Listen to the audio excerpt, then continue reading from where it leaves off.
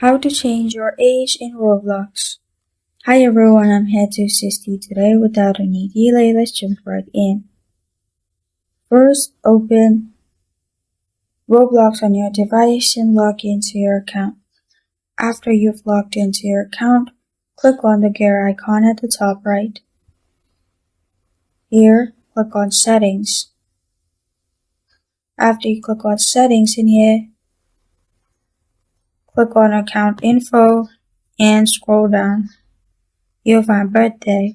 Beside it, you'll find Change Birthday option. Click on it.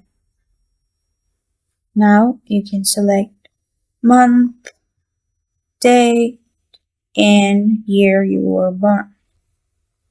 After you've selected, press on Continue.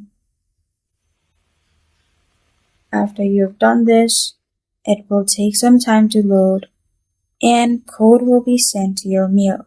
Now, you can simply go to your mail and check if Roblox has sent you any mail. Then press on Verify. After that, your birthday will be updated. This is how to change age in Roblox. Thank you for joining me today. If this video helps you out, please leave a like and subscribe for more. Got a question or want to suggest a topic, comment below. Thank you for watching.